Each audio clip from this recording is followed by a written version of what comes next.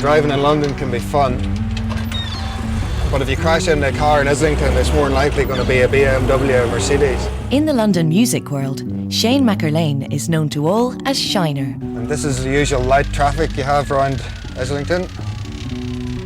Lots of high-powered cars going 5 miles an hour.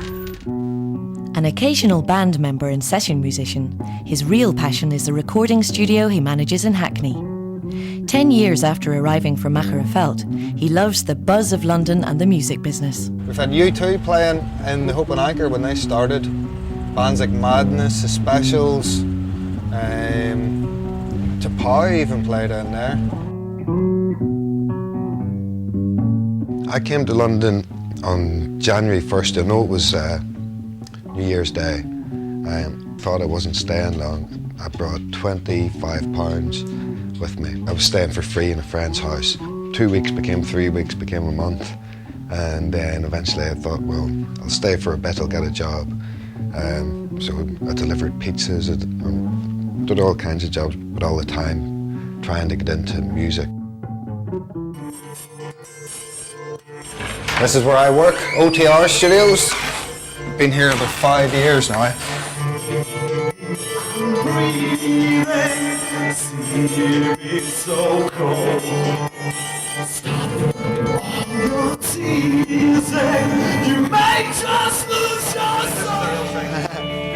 This is a band I've been working with for a few years. 1 Minute Silence, quite a major metal band. And they've been using this studio since before they were signed. So let's hear what they're like. You won't be able to hear me.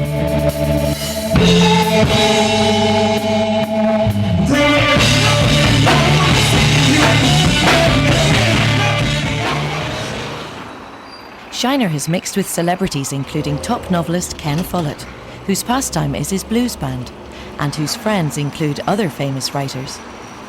First time I was really starstruck when Stephen King, the author, came to the studio. He had a book launch, Follett's band were playing at the book launch, and I was like, oh, Stephen King. I've done lots of little tours to Germany, Amsterdam, Holland loads of times, Belgium, Spain, all the way around Europe.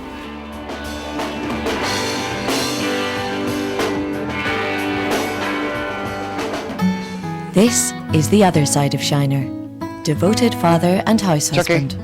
While his partner Andrea works during the day, he cares for their son and daughter, then goes to the studio in the evenings. The responsibility of those young lives has forced the couple to reassess their future and make a radical step. They're quitting the bright lights and buzz of London for the family farm in Balachi. I don't think it's a healthy place to bring up kids if you can.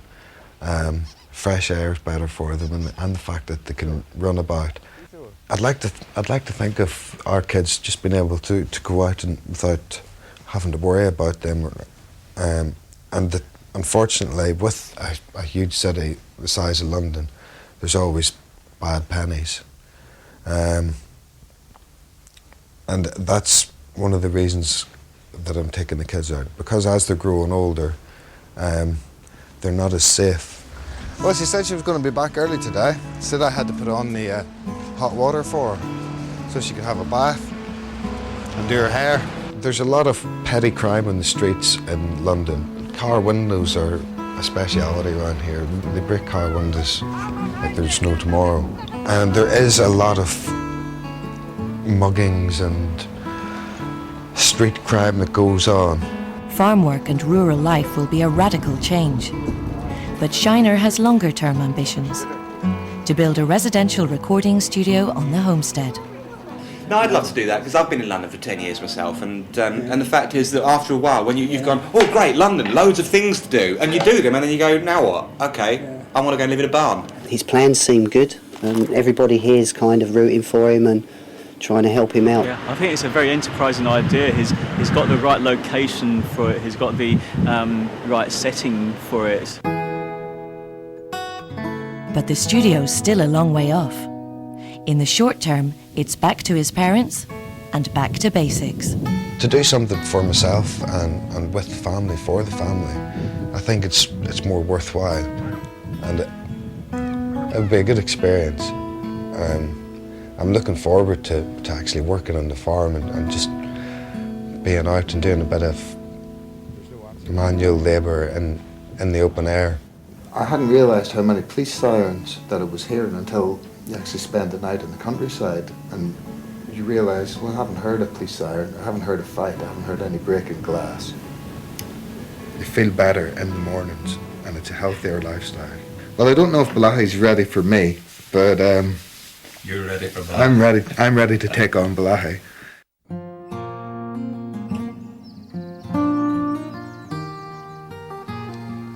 I could say I was a workaholic.